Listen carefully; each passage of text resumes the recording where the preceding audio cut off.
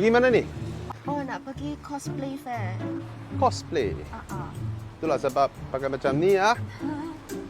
You punya road tax sudah mati tau. Road tax sudah mati. Ah. Oh, I sudah lupa. Boleh tolong tak? Tolong you renew. Oh, you pun tahu ah?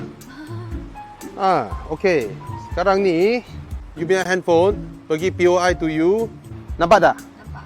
Tekan road tax. Lepas tu masuk you punya nombor kereta, ID semua. Lepas tu bayar. Dia akan bagi you QR code. Yang ni QR code dia akan keluar segera ke boleh guna pakai? Segera dapat. Oh, okay. Lepas I scan, macam ni lah. You dah renew lah. Okay. Jangan kena tangkap lagi ya. Sorry. Renew sekarang ah. Okay, arigatou ni-chan. Okay, pergi.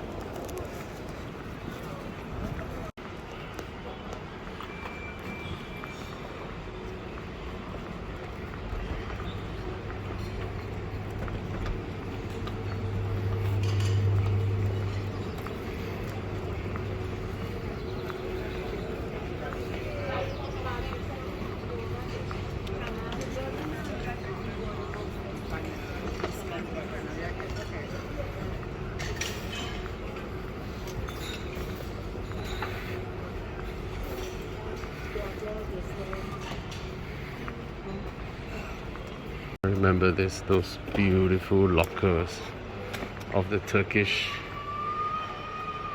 business class lounge. Look at how beautiful it is. Very nice.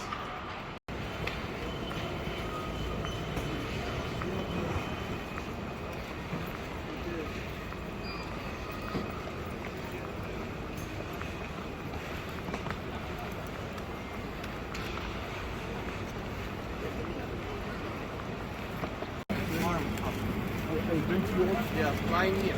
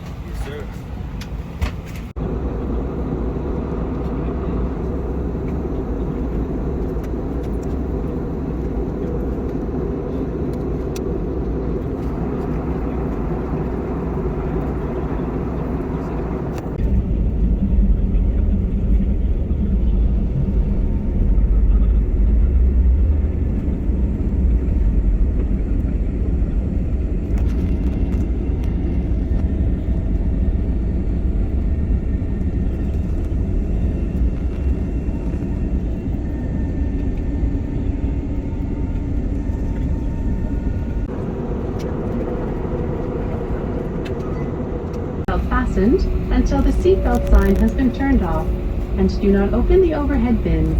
Thank you.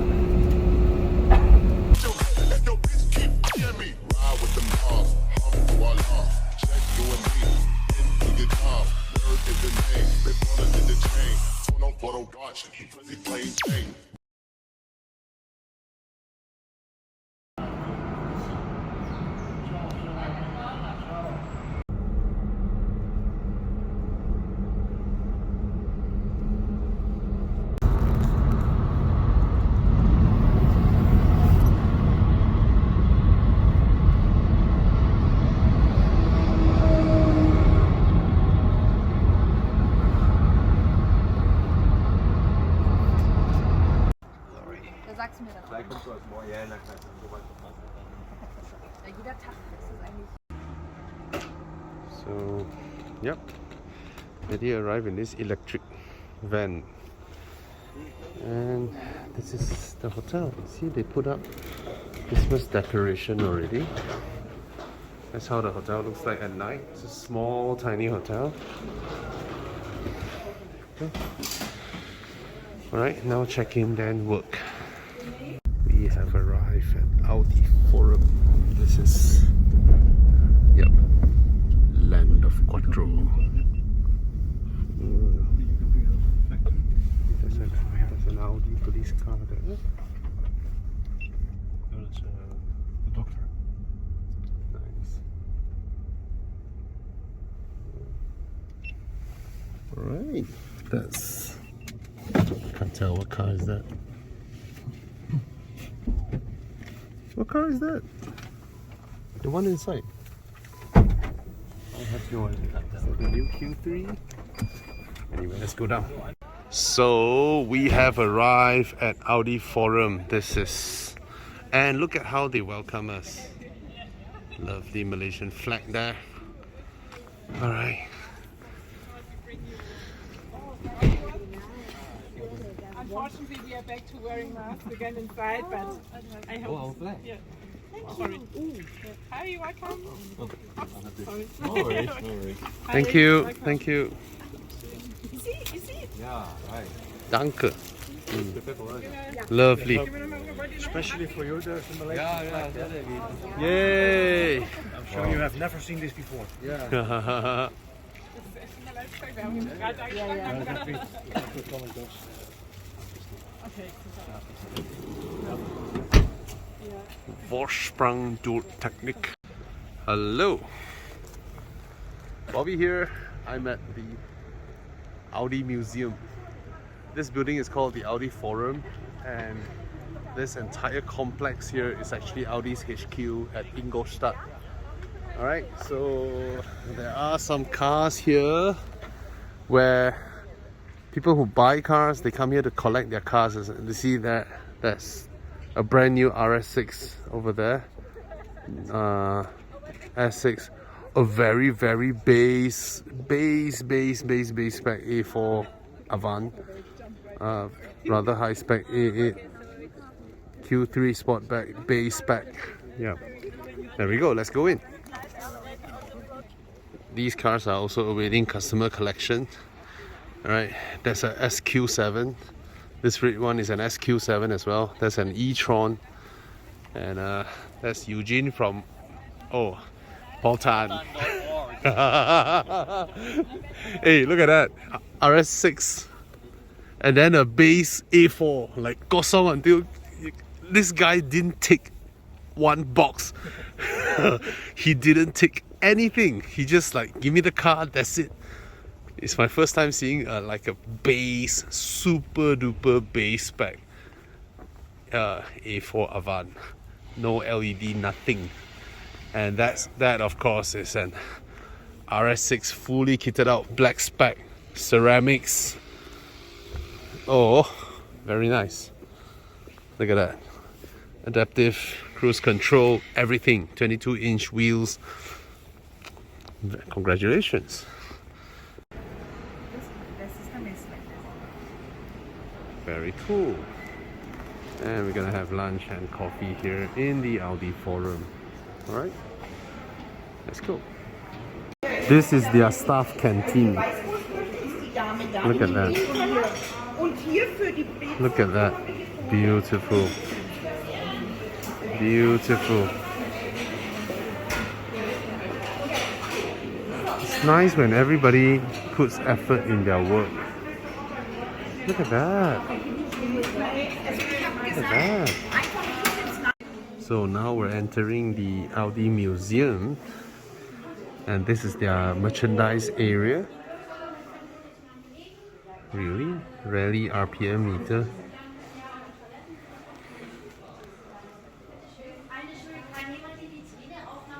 Serious. Look at that. Look at all these. All right.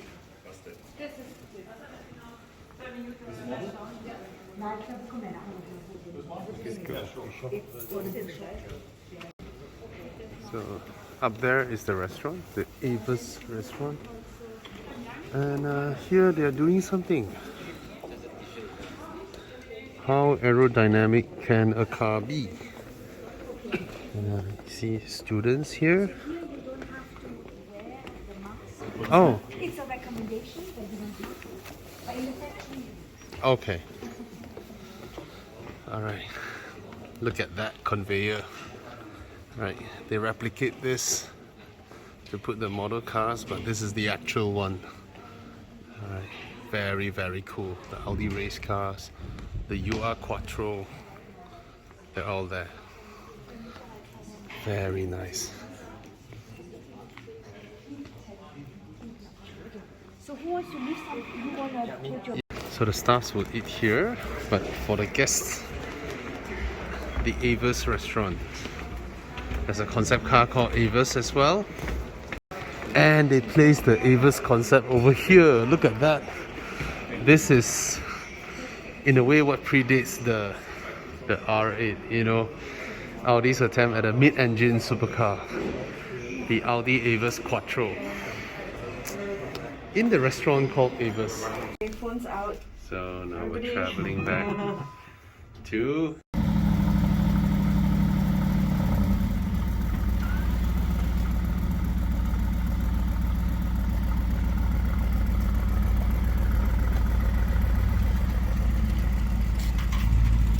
We're gonna drive these today, tomorrow, and for the next few days here in Ingolstadt, Neckarsulm, Neuburg. That's the RS and that's the GT. Okay. On that screen.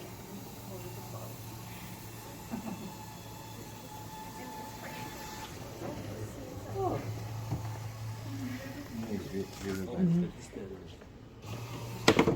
You have to.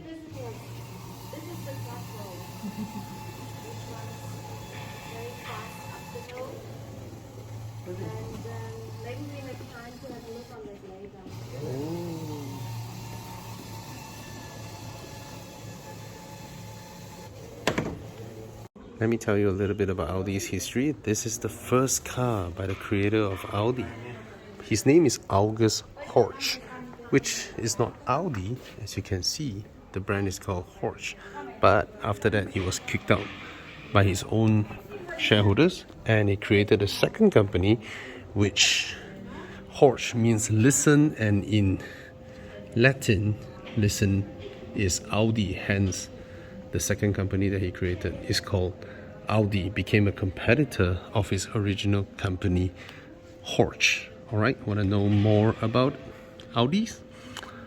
Follow my TikTok or channel, and then you can watch the next one.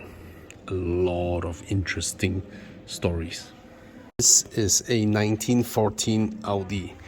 Now, from the pictures or from the video, you can't tell how big it is, but I can tell you this car is about the size of a G-Wagon. Yeah. Yes, it's the size of a Mercedes G-Wagon, probably even taller. Okay, and it's huge, long, and look at the ride height. Very nice. There's a lot of innovative features by then. Look at the lights inside. You actually light something like a candle or a fire inside, and then the horn is over here. The driver actually sits on the right side. Okay, and there are a lot of innovative stuff, but 1914. Very interesting. Oh, sorry. Let me walk over here. Look at the headlamps. Right. So these are sort of like one of the first electric bulb headlamps of its day. Okay, and you can see the logo, Audi. This has been in use since 1914 all the way to 2014, if I'm not wrong, where they changed to the new font.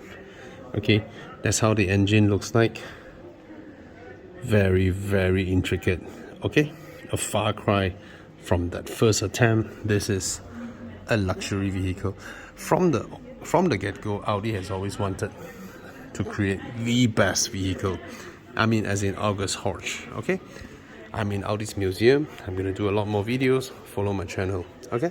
This crazy contraption that we see here in the Audi forum is a crazy thing. The whole thing houses all their famous race cars and it keeps rotating, okay? Let me tell you how many cars here are banned by the racing series it participates in. This is banned by BTCC.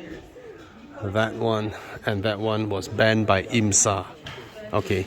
All these 3 racing cars were banned because they were so dominating in their racing series. This car dominated BTCC, that one dominated IMSA, and that one as well. This one dominated Le Mans, but it's not banned, alright? And look at that one. Yes, that is also banned by the racing series it participates in, okay? And the legendary Quattro, the UR Quattro, technically in Group B because it's too fast. Alright, and that's the DTM, okay? Very, very cool. Here is another very interesting Audi from these early days, okay?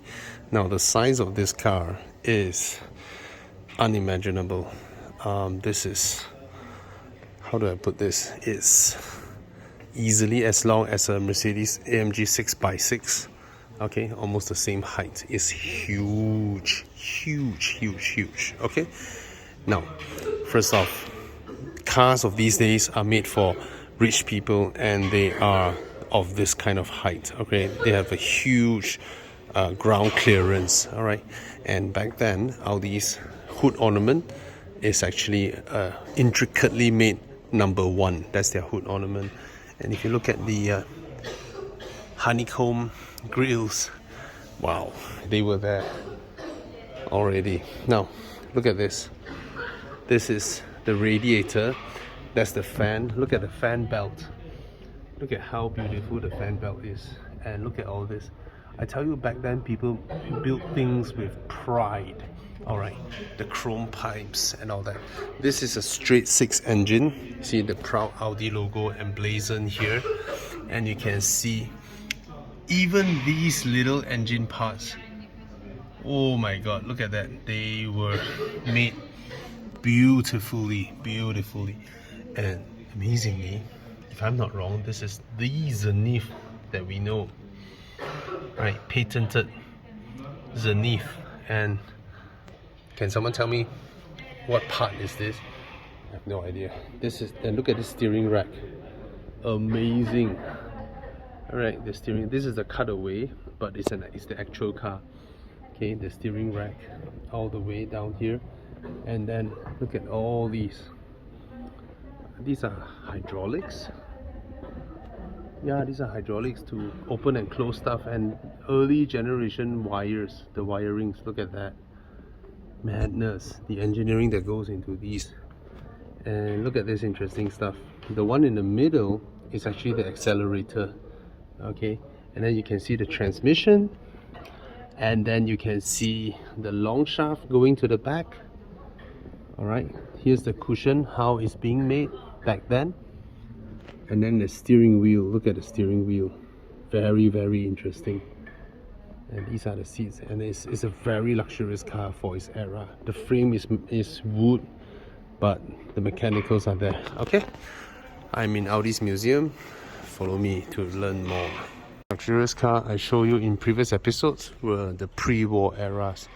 After World War II, this is all they can make under the Auto Union banner. So during that period in the 30s, Audi, DKW, Wanderer and Horch was merged into one brand called the Auto Union. Alright, and within Auto Union, DKW was to make the cheap cars, you know, for everyday. So they put a brand over there.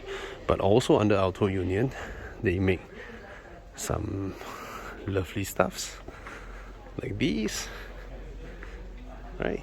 Very lovely. This is after the war where people began to want to enjoy, you know, it's one of the first cars with a luggage space integrated into the body.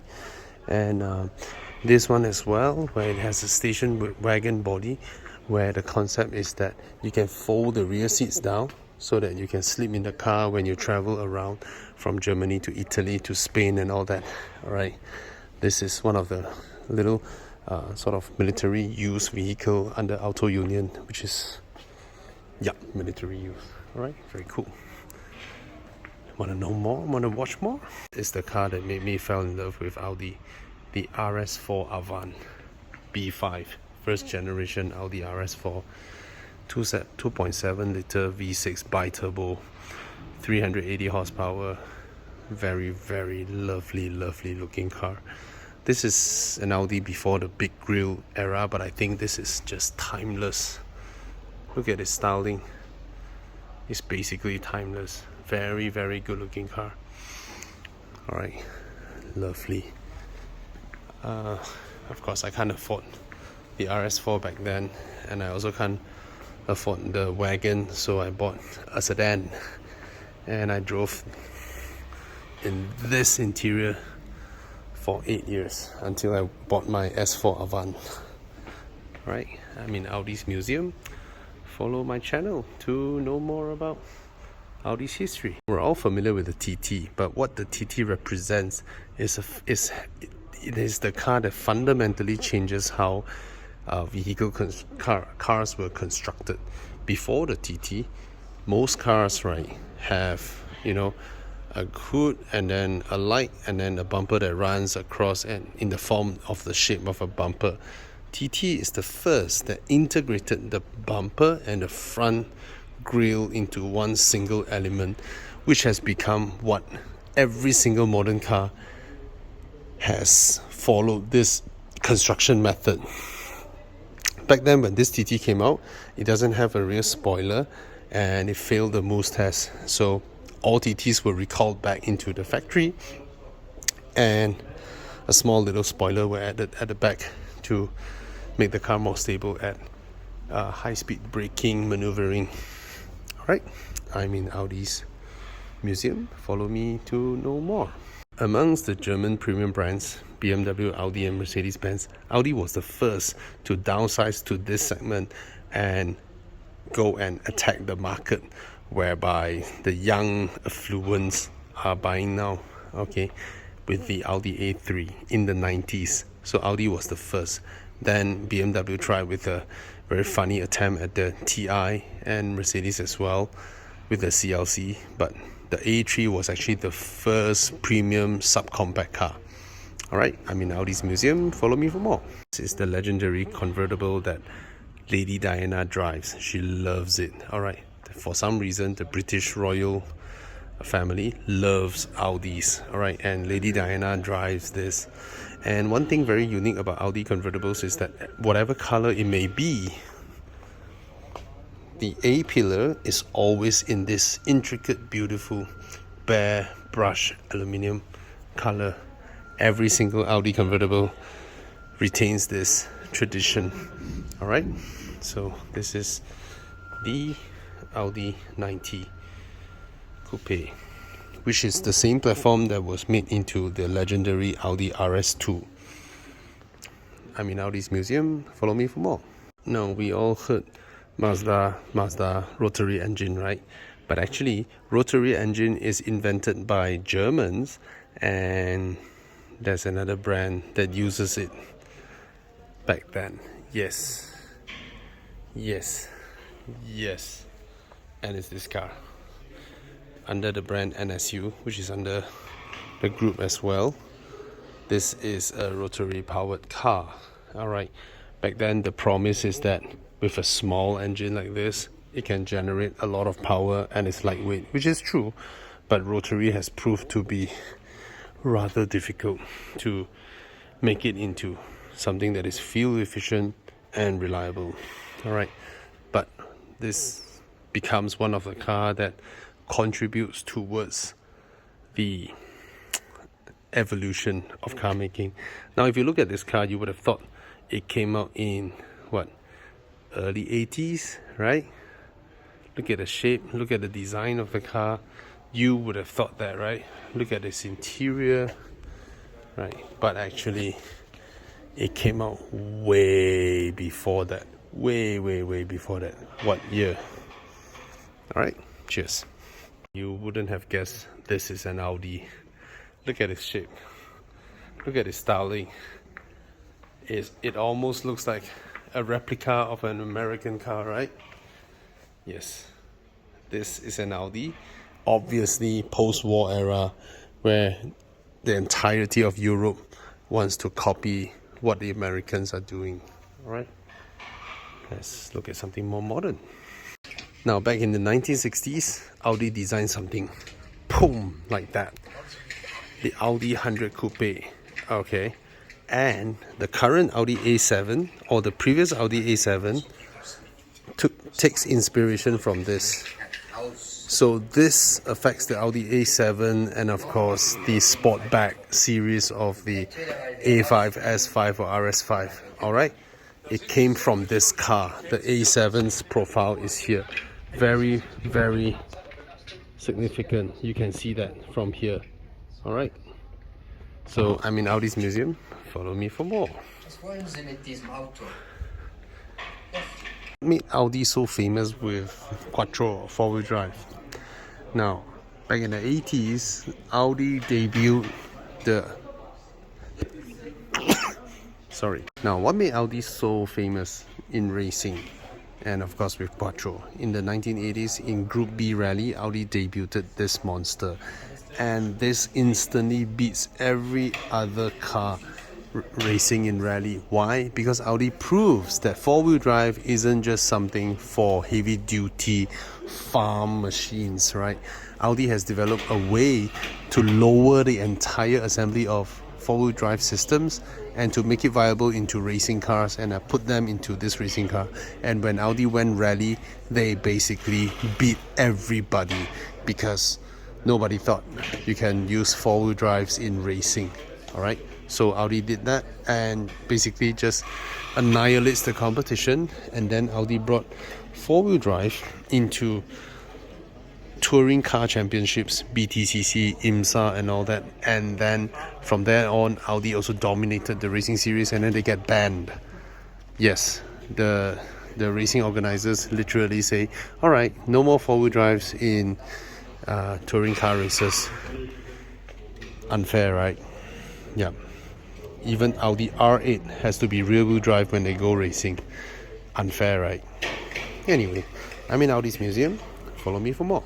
Back in the 90s, Audi built a Mercedes S-Class competitor, this first generation A8, okay, and is fully built with aluminium.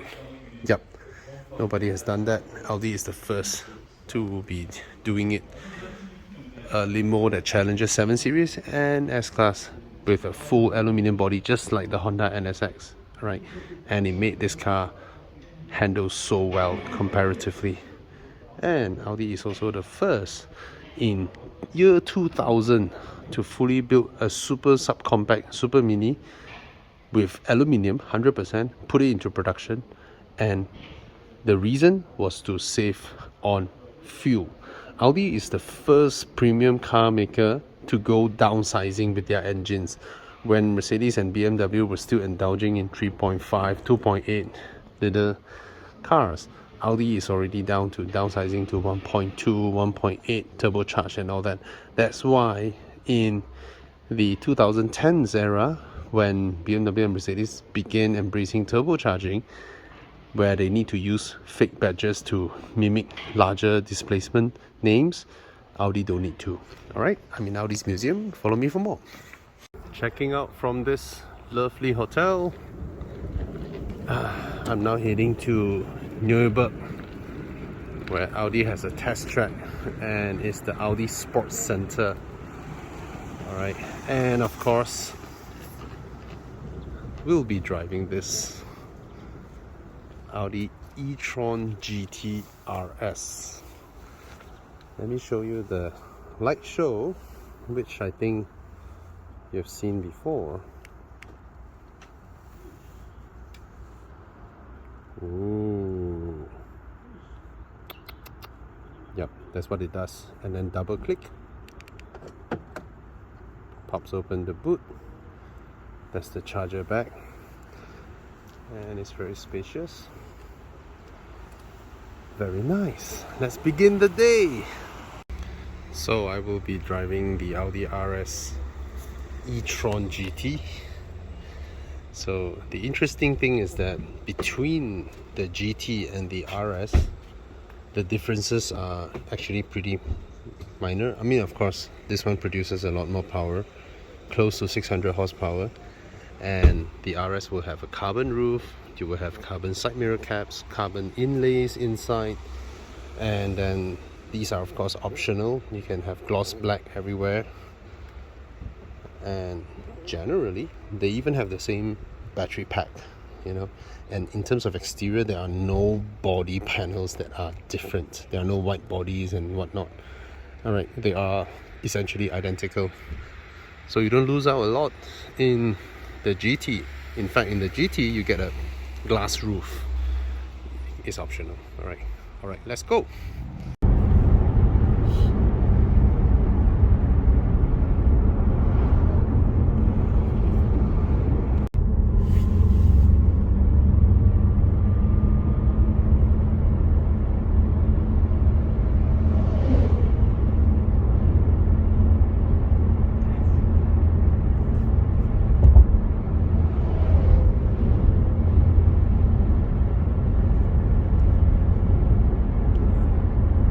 The destination is on the left side of the road.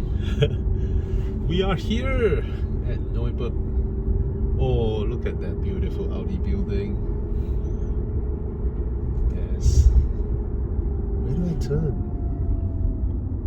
Where do I turn? You have reached your destination. The destination is on the left side of the road. Oh yeah. Let's do this. Yes. Chargers. Are there chargers? Oh yeah, there are. Let's be quick so I can wall up the DC charger. There's only one, right? Two.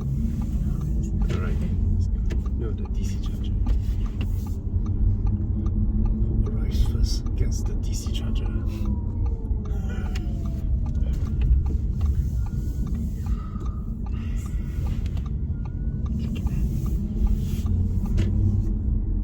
Ah, yes. Oh yes. Oh, e-tron charger. Look at that. Look at that.